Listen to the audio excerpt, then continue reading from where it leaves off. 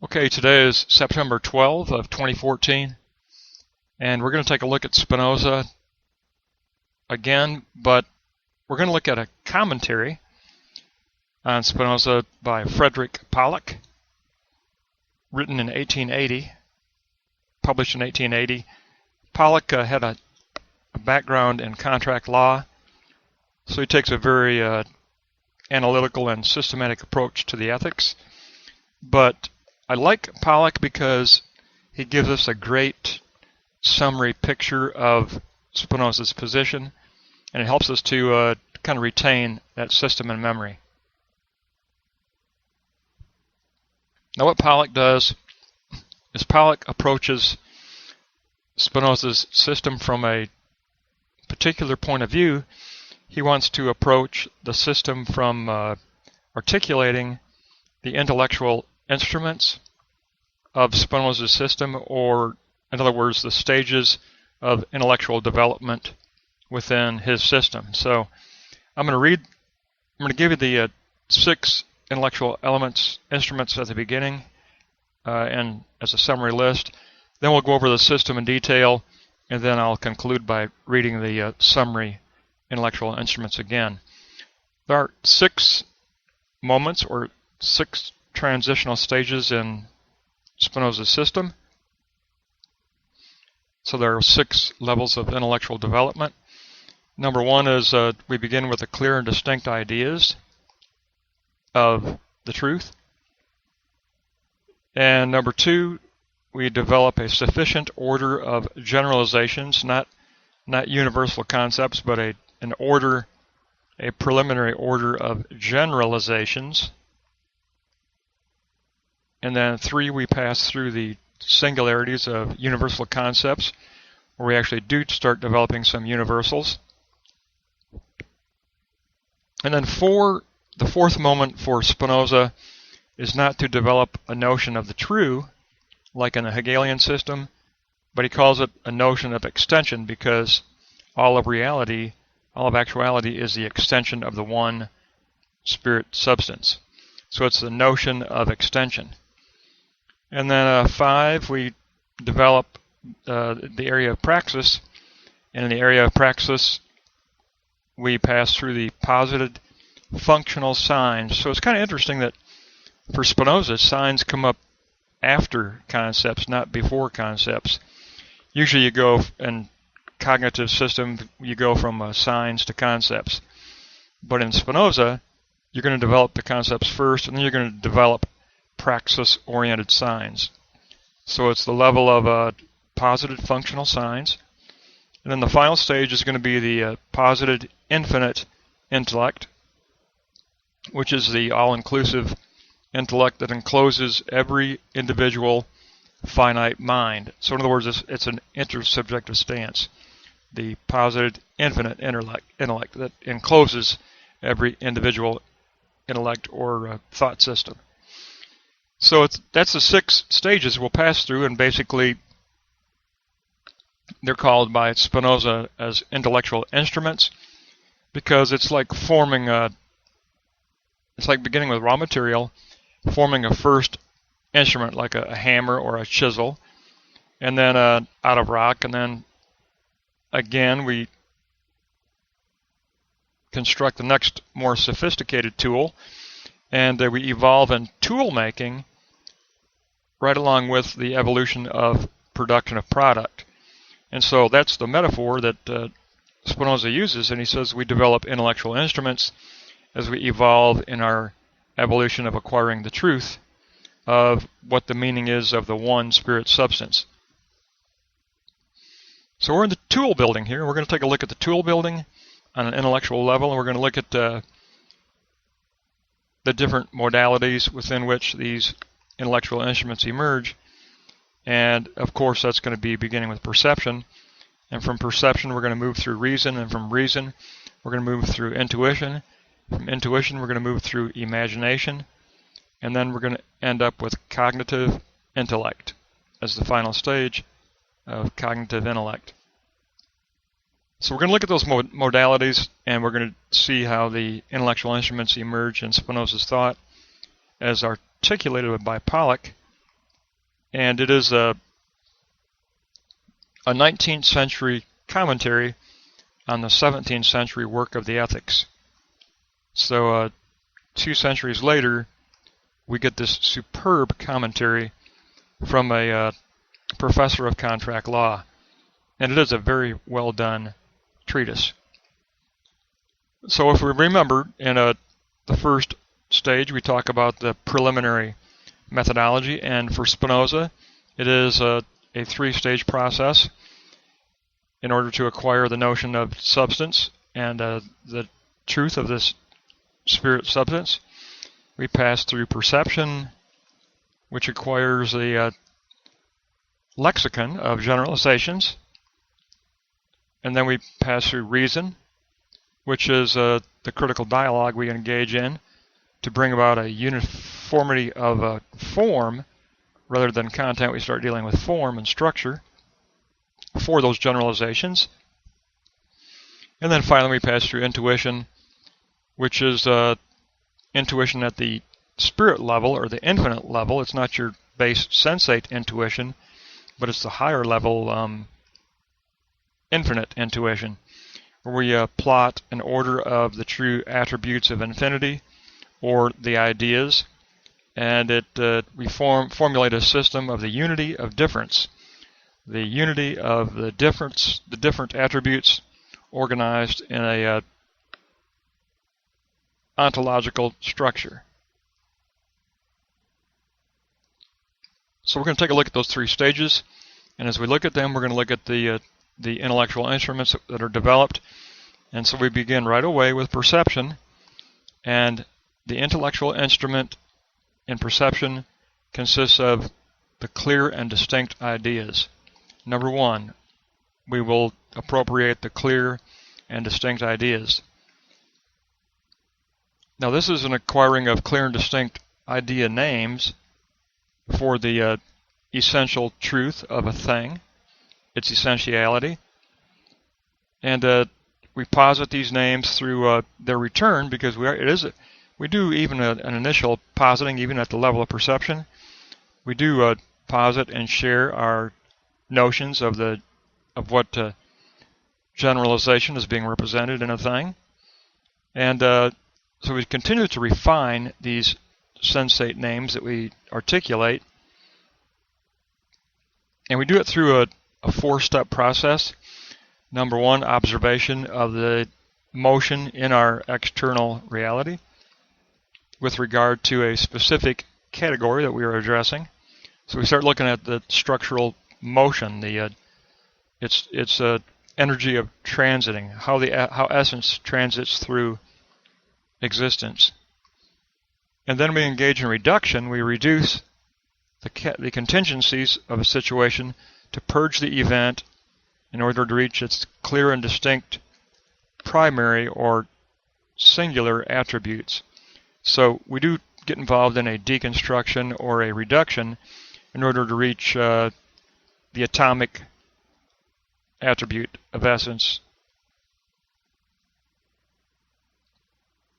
So observation and then reduction, and then the intelligible reflection will take place. At the psyche level, we do reflection, and we reflect on these attribute names that we are currently trying to articulate by positing and then taking in the return again and again and again. We start to form associative generalizations. So the reflection stage allows us to reach generalization. So observation, reduction, reflection. Observation, reduction, and reflection will help us to reduce things to their distinct ideas, and then to associate distinct ideas to reach generalization. So you could even call generalization number 4. It could be observation, reduction, reflection, and generalization. And when we do that, it leads us to the second intellectual instrument, which is also at the level of perception. The first 2 instruments are both constructed at the level of perception. The second intellectual instrument is the posited sufficient order. And the key thing to remember here is the adjective sufficient. It's the positing of sufficient order, not necessary order, because eventually, when you reach the higher truth for Spinoza, everything is necessary. Remember, everything is an extension. Everything is extension of the primary substance of spirit. So everything is extension of spirit, of substance, and therefore everything is a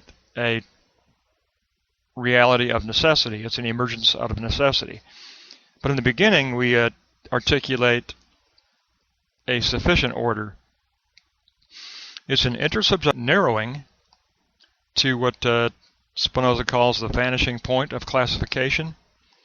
We do have dialogue, even at the level of psyche, over the diversity of appearances of the names. Each individual is going to have their own preliminary lexicon that they develop. And then we're going to have dialogue over that diversity of names. And it's going to result in the unveiling of an order for these generalizations that everybody has developed. I develop my set of generalizations that I see in actuality, and you develop a set of generalizations. We both have a preliminary lexical content, and then through our dialogue and through our sharing and discussion of these preliminary lexical systems, we start associating. I associate my own names within my own initial content, and also we do some cross-association with other individuals we share with, and we start to see patterns of relation. So once we move on to relation, then we start talking about the order, the relational order between these generalizations. And sufficiency is emphasized in perception, not necessity. So we're not at the area of necessity yet, but we are at a transitional area. When we do reach sufficient order, we're ready to transition to that transitional stage that is the leap, the bridge to positing the notion of extension, the notion of the true extension of reality, the truth of extension, the truth of its essence. And we pass through the transitional stage of the Dokunta threshold, where critical dialogue takes place. Now here, Pollock has interesting things to say. He says here we develop the third instrument, which is the singular universal concepts get developed. So we get out of that preliminary lexical content and we get into formal lexical content. From the preliminary lexical names, we're going to get into singularities of universal true concepts. No longer names from perception, but concepts from reason. And we will refine the contingencies and reach the constant and the eternal that's present within these things that confront us in existence. We will acquire the first cause or the primate cause that's involved with the relation between these things. And we'll look for that proximate cause as that which lies behind the mutable existence of every primary category that we select to analyze. It'll lead to the grasping of new singularities, and they will be singularities that take on a role of universality, because now we're getting involved in intersubjective reason and not intersubjective sensate grasping. We're out of that sensory analysis, the sensory grasping, and that type of dialogue. Now we're entering into the dialogue of reason and the dialogue of understanding, and therefore we can start reaching the level of universality and moving out of a percept to a concept. And we find the essential proximate cause as that which is intrinsic to each thing in reality. So it's intrinsic to the name. The proximate cause is intrinsic to its own name. Now, form is articulated as the infinite intellect, and content becomes the universal concepts. So Pollock reminds us that Spinoza is always addressing one coin, but two sides to the same coin. It's not a duality of two separate worlds, but it is extension is extension of things, and it's extension of thought. And extension of thought is considered the infinite intellect, and the extension of things is the lexical content of universal concepts. So the infinite intellect, that rational critical dialogue and debate, is going to define the form, the relational form that those concepts will take, and that will be coupled with the lexical content of actually developing these singularities that are universal and rationally determined, rather than that preliminary group of percepts. Now we end up with a formal group of concepts, and through our dialogue we start to form the first shaping of an infinite intellect, which is the notion of relation between all of these universal concepts. So reason becomes the realm of intersubjective understanding, is the term. Pollock says that Spinoza calls this the work of understanding. So we've transitioned out of perception into understanding, and we've transitioned out of the sensate grasping of truth to the rational grasping of truth. Both of them had intersubjective involvement.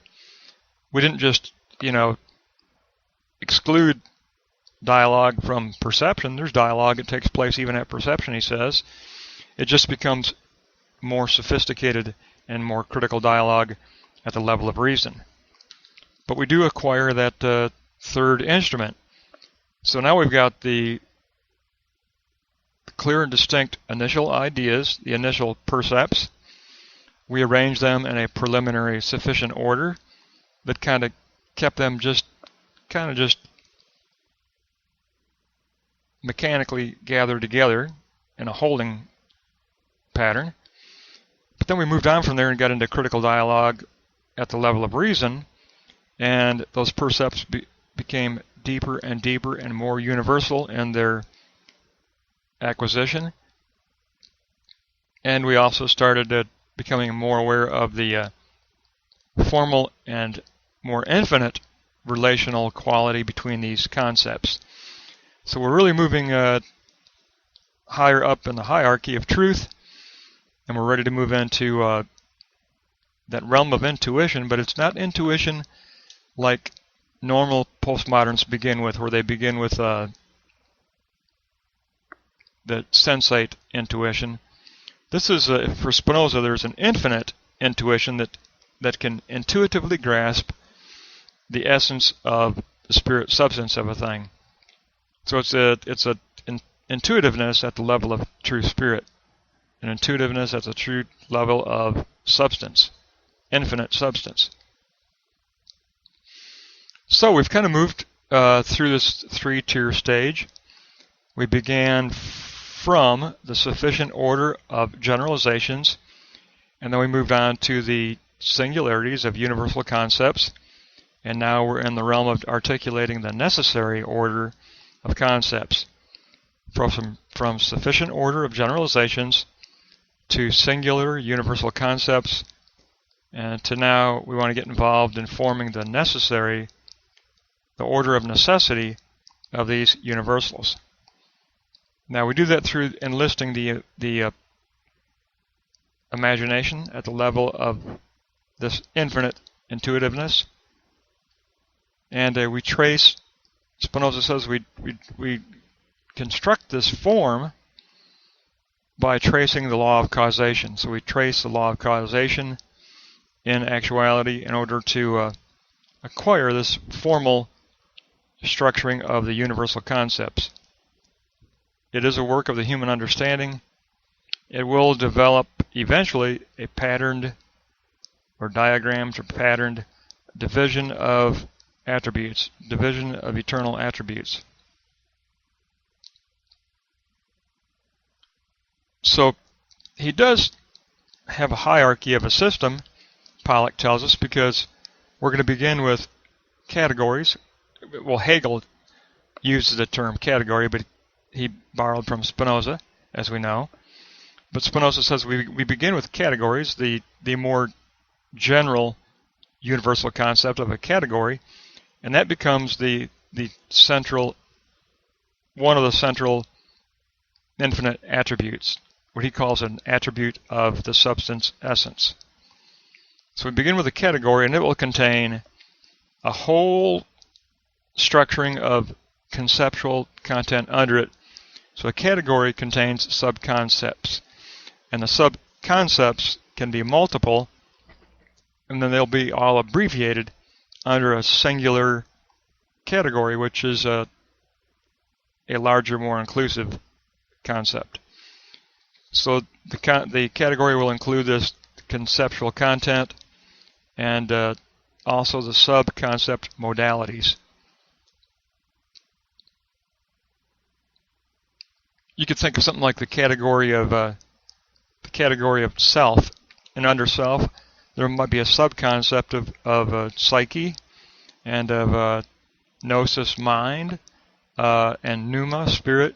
You might have, and soma, body. You might have a variety of sub-concepts all falling under the category of self. So it's a hierarchy, but you're going to have a category attribute, which will, to put it in Spinoza's language, a category attribute with sub-conceptual modalities. So it's modalities under collective of modalities abbreviated under attribute. That's the way to underscore it and to picture it. That leads us to a necessity of speculation, where we actually will, in a speculative way, we'll form not the sufficient order of concepts, but the necessary order of concepts now, which is the necessity of positing the true. But the true of what? Well, for Spinoza, it's the extension of substance, so it's really the positing of the notion of substance, the positing of all of the categorical attributes that define extension. So the self employs a metaphysical imagination, and we will synthesize the sufficient order model that we had earlier with the newly acquired categorical attributes that are universal.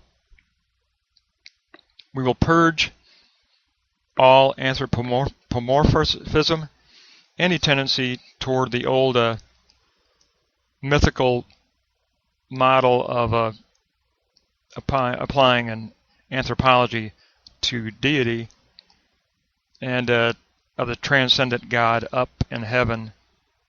All that must be purged, all of that mythological content must be purged. And we must tend toward the scientific, according to Spinoza. And again, he wants to emphasize the expression that it will be a two-sided expression of the extension of things and their modalities, and an extension of thought as the articulation of the conceptual essence, or what he would call infinite, the infinite intellect. So there is an extension of thought and an extension of things and their modalities.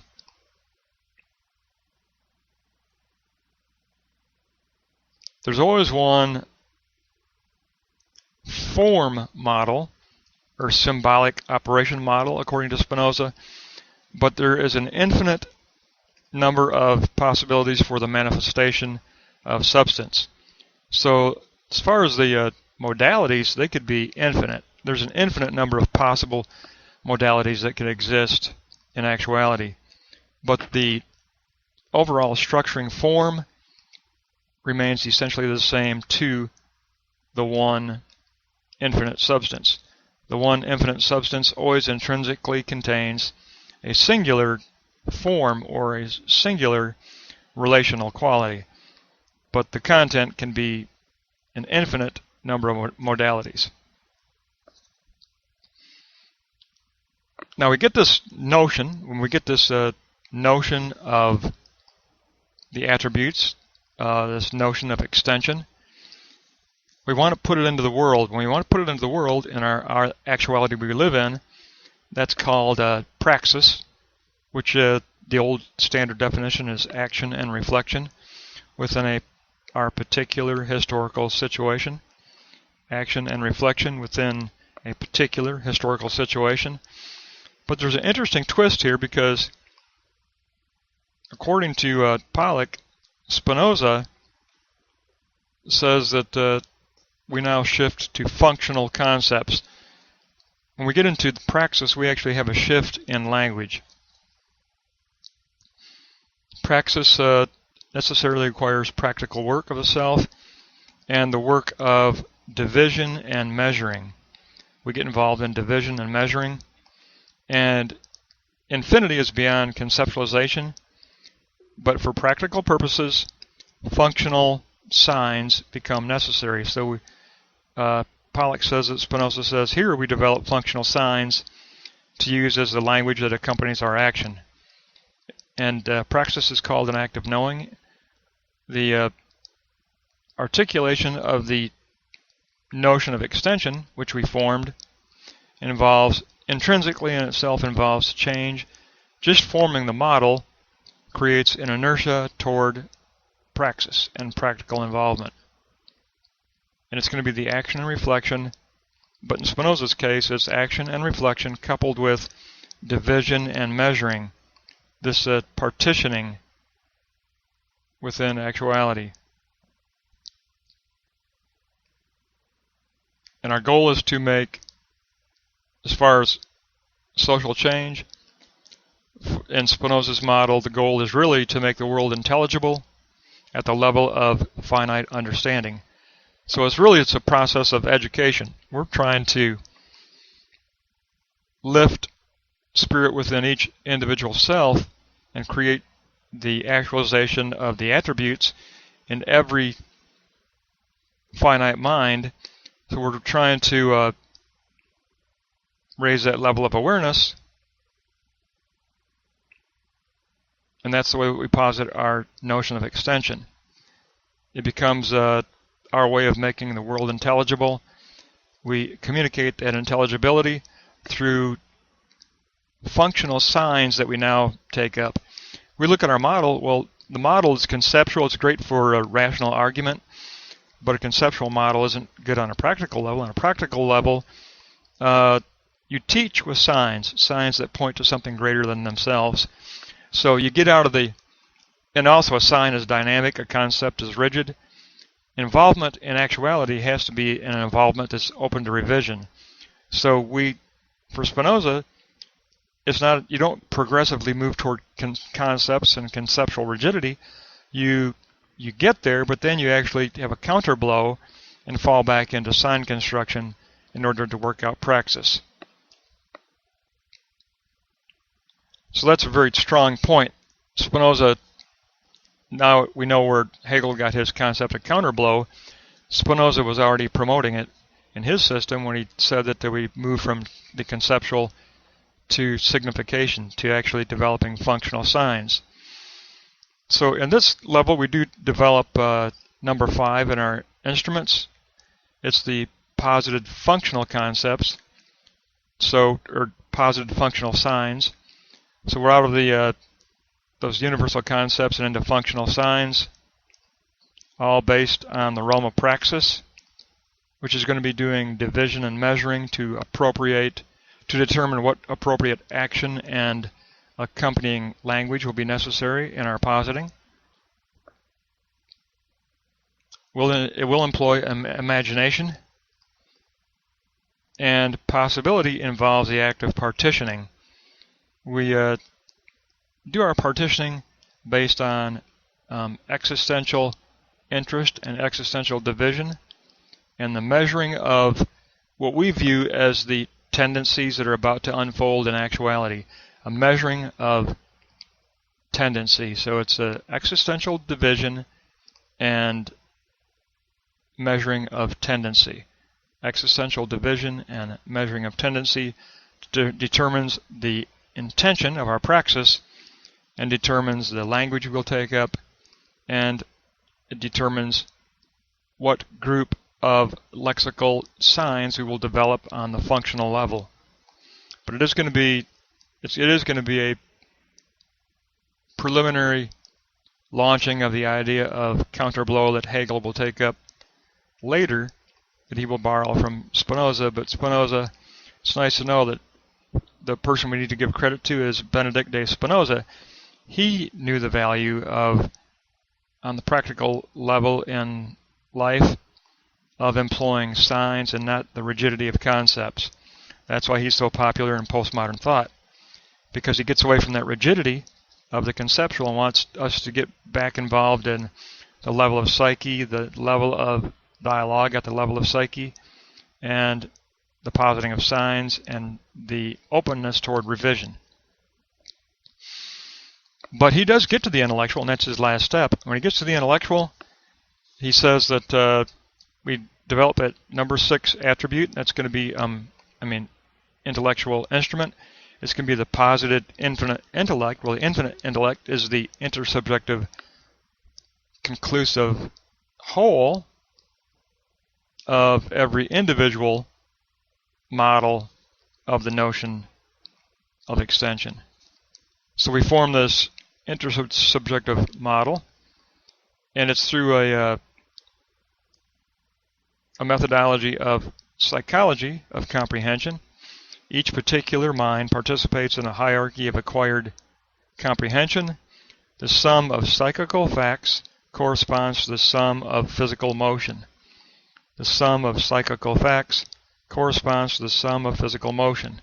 That's the axiom.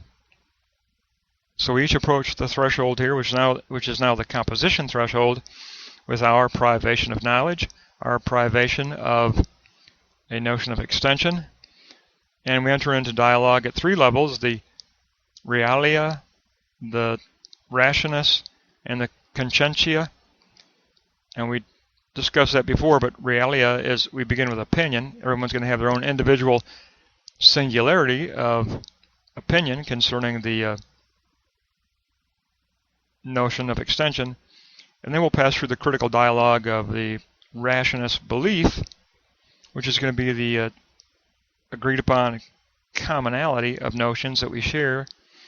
And then finally we will reach the clear knowledge of the conscientia, and it's going to be the intuitive spiritual intuition, which will reach a true notion of the true infinite attributes. So it is 3 levels of opinion, belief, and clear knowledge. And it all takes place now at a threshold which is called the composition threshold, because we get into intellectual composing. Now we use all of our tools and get involved in intellectual composing of a true conceptual model that did have a preliminary conceptual model that then passed through counterblow to become a persuasive practical sign model. And now, after gaining from the return of that sign model and additional cognitive dialogue, we reach the more refined intellectual threshold of dialogue, and we develop a true conceptual model. So it goes conceptual model to sign model, and then conceptual model as the final critique. So the 6 instruments, again, was the clear and distinct ideas that we begin with as raw material, that we reached through reduction or deconstruction. And then we put them in a sufficient order of generalizations. And we kind of got a preliminary holding pattern for some very generalized categories. But then through dialogue and association, we developed those singular percepts into more universal content, and we had a preliminary lexical content of singularities of universal concepts. That took us to number 4, the notion of extension, which was our first true model. And it was conceptual, but it was the first conceptual model.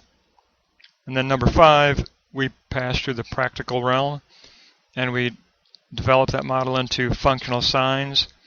And then by positing that model and then allowing for its return, we moved on to the 6th moment, which was the true posited infinite intellect, which involved a composition threshold of a true critical dialogue that also could reap the benefits of having had practical experience. You'd have the cognitive intellect plus the practical experience to apply to the final model we construct. And it gives us that new methodology, or what we call a brand new metaphysic. It's kind of the rebirth of metaphysics here for Spinoza. And that will wrap up, it's about 30 minutes, that'll wrap up his book on Spinoza from 1880 by Frederick Pollock.